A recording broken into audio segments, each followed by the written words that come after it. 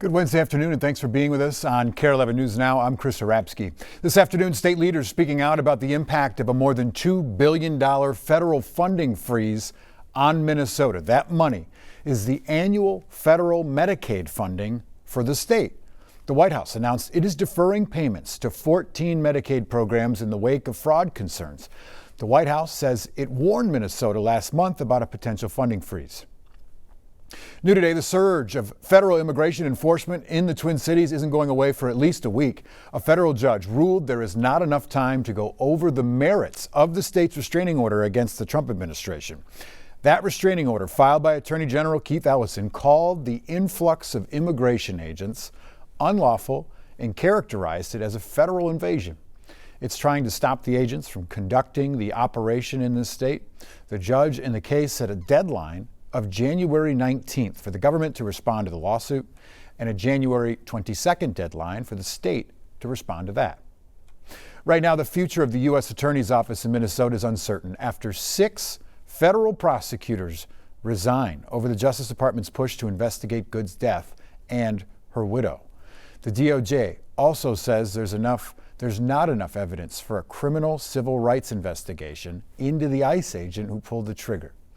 Minnesota's U.S. Attorney's Office must now move forward without its top fraud investigator, Joe Thompson, one of the 6 who resigned. Thompson led the Feeding Our Future case, and his work helped deliver dozens of convictions against people who stole taxpayer dollars. We spoke to a former prosecutor from Minnesota U.S. Attorney's Office who says fraud cases currently in the works will likely slow down with these departures.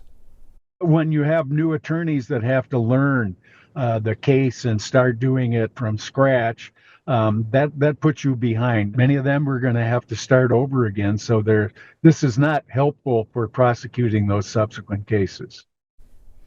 In the past, the DOJ Civil Rights Division would typically launch an investigation to make sure officers did not breach the rights of the shooting victim, even if no criminal charges ever came of it.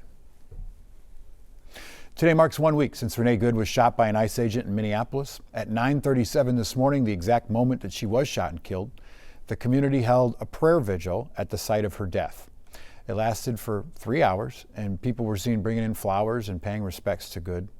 Organizers say today's about pausing, not protesting, with a focus on quiet reflection, unity, and prayer for peace in a community that is still grieving. Right now, the Department of Homeland Security says that they've arrested 2,400 people since ICE operations started in Minneapolis on November 29th. Last Wednesday, ICE reported 1,400 arrests, though DHS says the number of arrests can lag. More student walkouts taking place today in Minnesota. Over the last several days, students at high schools across the metro have been protesting ICE's presence in their communities. This afternoon, students of St. Paul Public School District and Humboldt Secondary are taking their voices to the state capitol. Students south of the Twin Cities are also walking out at Lakeville North High School as well. Right now, Minnesota-based groups are planning an economic blackout day in response to the ICE surge in Minnesota. That is planned for next Friday, January 23rd, leaders say. The groups say they are encouraging Minnesotans to skip work, school, and avoid shopping. A prominent Minnesota business was also called out by those organizations. If you're a business here in Minnesota, Target, we're looking at you. You're a homegrown business.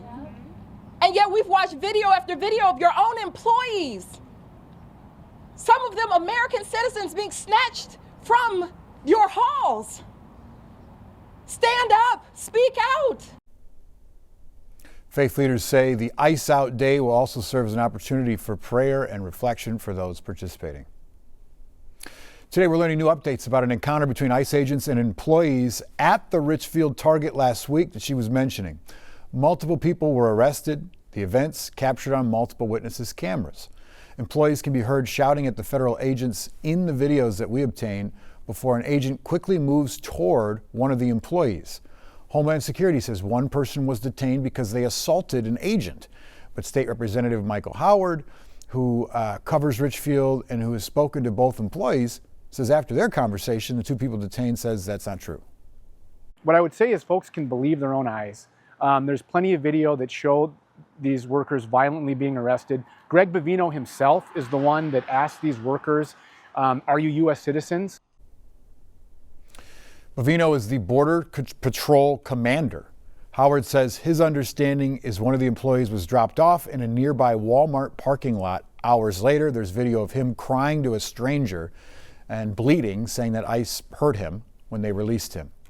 We've reached out to Target for a comment, but we've been told there is no statement coming from the company on ICE activity.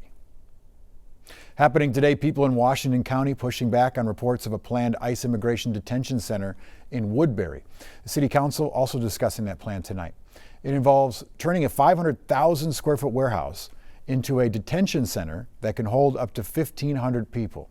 Jennifer Hoff is breaking down the concerns. Good morning. People packed Tuesday's Washington County Board meeting. We had over 200 people. The most Yes. Commissioner Carla Bigham has ever seen in the 7 years she's served, pushing back against a reported proposal to turn a warehouse there into an ICE detention facility. We must pursue every possibility, no matter how small, to push back.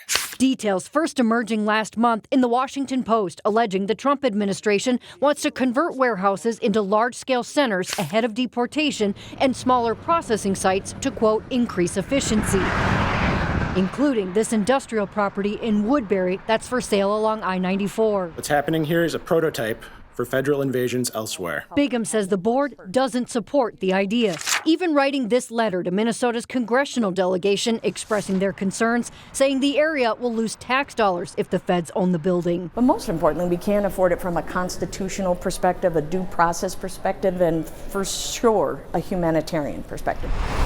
Last summer, the newspaper also reported the administration was eyeing a private prison that had long been closed in western Minnesota for the same reason. City officials there telling me its owner is pursuing a contract with ICE. The eyes of the nation are on Minnesota right now, and we are stepping up. Taking a stand in what some say are unsettling times. People, again, want to be heard and they want transparency. And I think that is what government should be doing.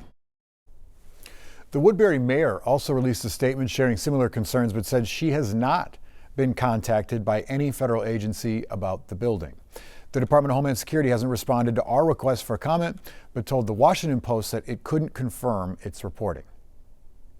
Stay with KARE 11 as we follow this developing story. We're going to share the latest updates as we learn them on air, online, and of course on KARE 11 Plus as well. In about 2 months, thousands of Somali immigrants will lose their temporary protected status. Yesterday, the White House confirmed it's ending that status, saying that, quote, temporary means temporary, end quote. The move will impact hundreds of Somali immigrants living in Minnesota, forcing them out of the country by March 17th. Somalia has been under a TPS designation since 1991. This afternoon, police are giving an update to an arrest made in connection to the death of an infant at a daycare in Savage. Remember this story? This happened at Rocking Horse Ranch back in September. 11-month-old Harvey Muckabust was found unresponsive and later died. Just days earlier, police responded to another baby throwing up a, quote, bud-like substance at that daycare. In a week, House Republicans say they will hold former President Bill Clinton and former Secretary of State Hillary Clinton in contempt of Congress. That comes after both refused to testify in the Oversight Committee's Epstein probe. Committee Chairman James Comer said Republicans and Democrats want to hear from Clintons about their interactions with the convicted sex offender. We believe that because this subpoena was issued in a bipartisan fashion, the Democrats acted the day that the subpoenas were voted on in the subcommittee like they wanted the Clintons to come.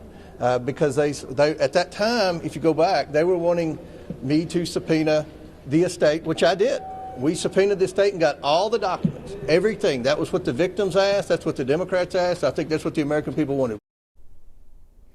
Today, Comer released a letter in which the Clintons' lawyers claim the subpoenas were, quote, invalid and legally unenforceable, end quote.